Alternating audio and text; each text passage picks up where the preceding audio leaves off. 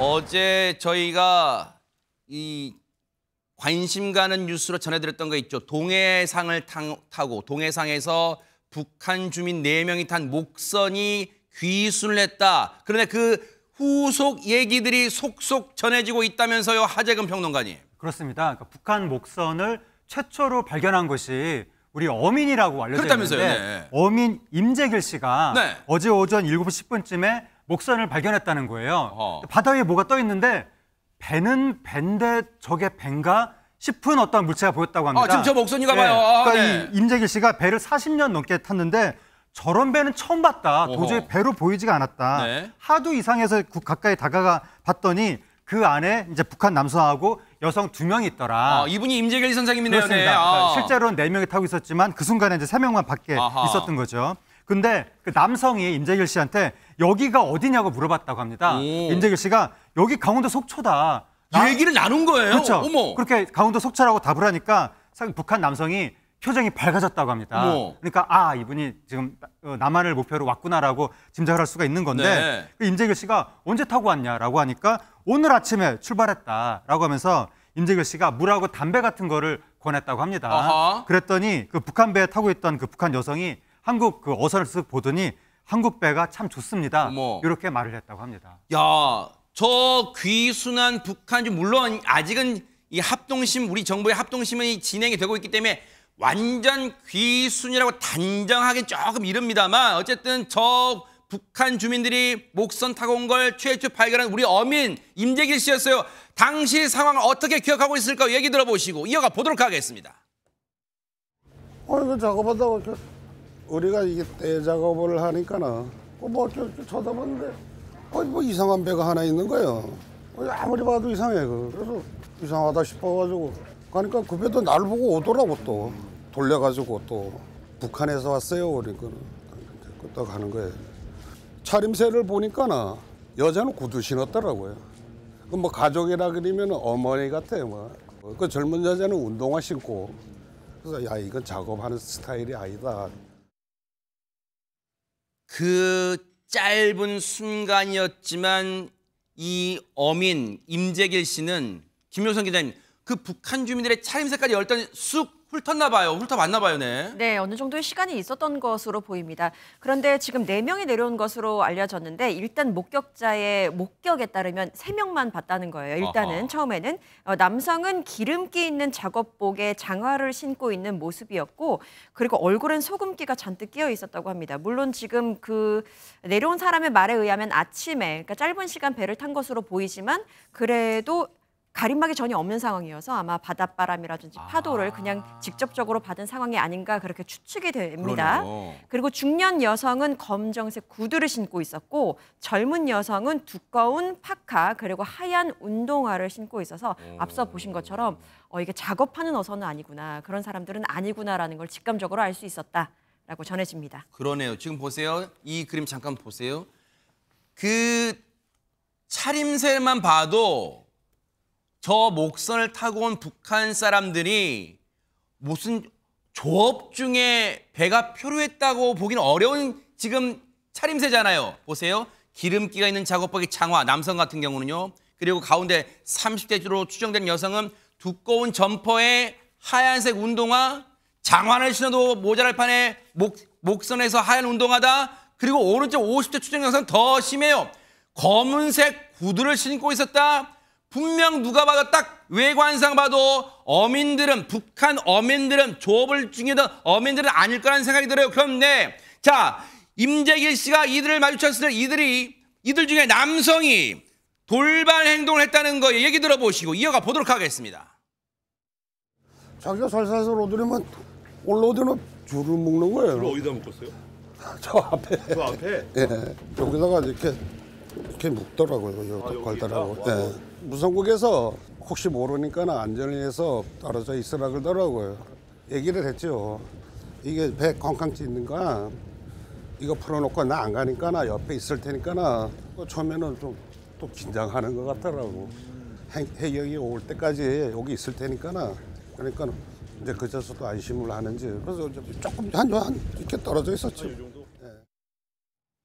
오호, 이 상황 들으니까 지금 전현 평론가님 그 북한 주민들이 지금 잔뜩 혹시 겁을 먹고 배를 묶었다는 거 지금 무슨 상황인가요, 이게 지금? 그렇죠. 이 임재길 씨의 발언을 들어보면 일단 이분 입장에서는 북한 배를 본 것도 놀라운데 네. 주민들이 갑자기 임재길 씨 배에 올라와가지고 본인들의 그 배 줄을 임재길 씨 배에 있는 봉에다가 묶었다는 겁니다. 어허. 그리고 본인들 배 엔진은 끈 거죠.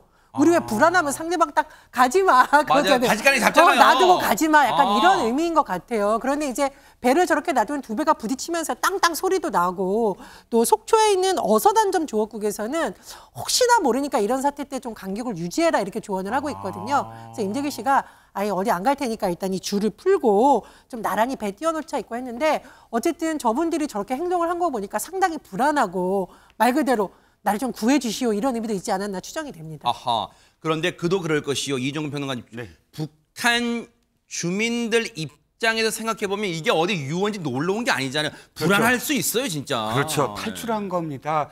일가족이 함께 탈출을 했다는 건 목숨을 걸었잖아요. 그런데 두 번째 왜 묶었냐면 목선이에요. 보니까 지금 경운기 그 배터리밖에 없었던 거예요. 세상에. 진짜 먼 거리 원 바다에서 오랫동안 항해할 수 있는 그런 배가 아니었던 거예요. 그러니까 지금 이들은 굉장히 절박해서 더 이상 이 어떤 운항을 할 수 없는 상황이기 때문에 만약 이 배가 자기를 버리고 갔다 그러면 사실상 고립된다라는 그런 절박감이 있었을 거예요. 그런 절박감 그리고 또 한 가지는 이거죠. 내가 정말 지금 아직도 그 북한 영해에서 머무는 거 하니까 그리고 탈출한 게 성공적이었을까? 이런 여러 가지 어떤 상황들 때문에 임재길 선생의 저 말씀에 굉장히 불안하다. 이거 진짜 여기서 떠나면 안 된다라는 행동으로 저렇게 묶어버린 상황이 된 거죠. 야, 얘기 듣고 보니까 충분히 그런 불안감이 엄습해 왔을 것 같아요. 근데 아직은 이제 우리 정부의 합동신문이 이제 진행돼야겠지만 혹시요, 지금까지 이 전해진 정황으로 봤을 때 손정혜 변호사님, 이들이 그야말로 목숨을 걸고 지금 NLL을 넘어서 우리 쪽 공해로 바다로 넘어온 배경, 이유 같은 게 좀 전해졌을까요? 어떻습니까? 일단은 한국에 대한 기순 이사를 명확하게 밝힌 상황이라고 하고요. 이 네 사람은 일가족으로 추정되고 있고 일가족이라고 주장하고 있다라고 합니다. 조사는 해봐야겠지만요. 여기까지 왜 왔는지 물어봤을 때 북한에서 굶주렸다, 먹고 살기 위해 내려왔다 이렇게 이야기한 것으로 전해지고 있고요. 네. 사실은 2019년 도에도 사실 노크 기순이라고 해서 주민 4명이 비슷하게 어선을 타고 내려온 적이 있었는데 그때 그 어선은 한 10m 정도 됐거든요. 근데 화면에서 보신 것처럼 정말 작은, 그보다 훨씬 작은 초소형 배를 타고 여기에 성인 4명이 오랜 시간 또 타고 내렸다는 것도 좀 놀랍습니다. 그러니까요. 파도가 조금이라도 친다면 뒤집힐 가능성도 있어 보이는 작은 배인데요. 네. 일단 기순 의사를 밝혔다고 하더라도 그것이 진정한 것인지 위장한 것인지는 조사할 필요성이 있어서 군과 국정원은 이들을 상대로 상당 기간 기순의 진정성 그리고 어떻게 내려왔는지에 대해서 합동신문을 진행할 방침이라고 합니다.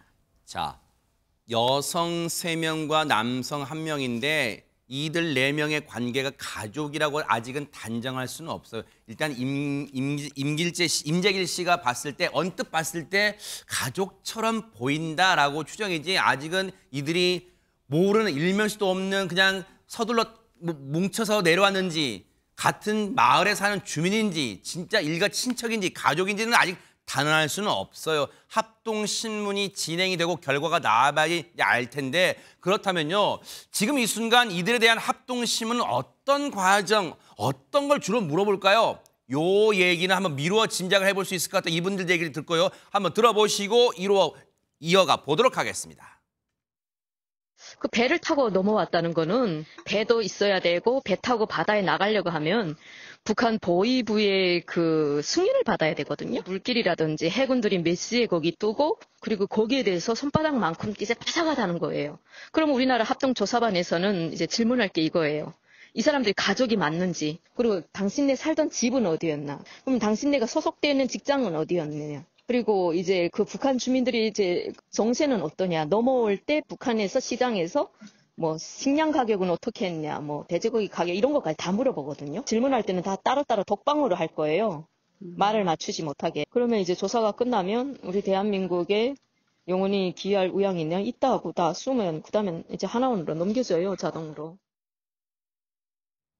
얘기 들어보니까 이종근 평론가님 뭐 예상은 충분히 했습니다만 합동신문이라는 게 허투루 하지 않을 거란 말이에요. 그러면 이 합동신문을 통해서 우리가 미루어 짐작하면 이들의 이번 귀순을 통해서 우리가 미루어 짐작한데 앞으로 지금 북한의 어떤 식량 상황 등을 감안했을 때 귀순이나 탈북자가 더 늘어날 가능성도 있을까요? 네, 지금 북한 식량 상황은 늘 안 좋습니다. 그건 늘 우리가 접해서 뉴스를 알고 있지만 네. 그러나 더 안 좋다는 거예요. 자, 미뤄 짐작할 수 있기도 하고 또 국제 보고서도 있는데 2022년도에 북한의 악천후가 너무 심했어요. 그렇기 때문에 2022년도에 비료도 부족하고 해서 쌀 수확량이 굉장히 줄어듭니다. 그러면 2022년에 그렇게 줄어든다면 영향은 어떻게 되죠? 2023년에 영향을 받아요. 그래서 올 3월, 그러니까 3월 달에 지난 5년간보다 가장 높은 가격으로 쌀과 옥수수 가격이 98%까지 올랐대요. 그래요? 예. 그러니까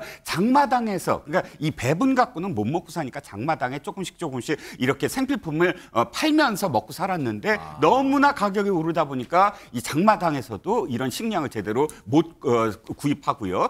두 번째는 이런 상황이니까 네. 또 더군다나 이 지금 북한 정부가 네. 이 주민들에게 애국쌀이라는 명목으로 쌀을 걷어서 군대에 보낸다는 거예요. 군대 보낼 쌀이 적으니까. 그러니까 일반 주민들의 지금 상황은 점점 더 악화된 상황이다라고 우리가 추정할 수가 있죠. 자, 지금 북한의 상황은 갈수록 악화되는 것처럼 일단은 전해져요. 이들의 귀순 목적, 진정한 귀순인지 합동신문 결과 차분하게 지켜보도록 하겠습니다. 보고 계십니까? 대박 사건. 네, 안녕하십니까? 김명준입니다. 여러분과 함께하는 뉴스파이터, 다양한 소식과 뉴스를 보고 싶으시면 화면 오른쪽을 꾹 눌러 구독해 주시길 바랍니다. TV로도 유튜브로도 여러분께 한 발 더 다가가겠습니다. MBN 뉴스와 뉴스파이터를 사랑해 주셔서 고맙습니다.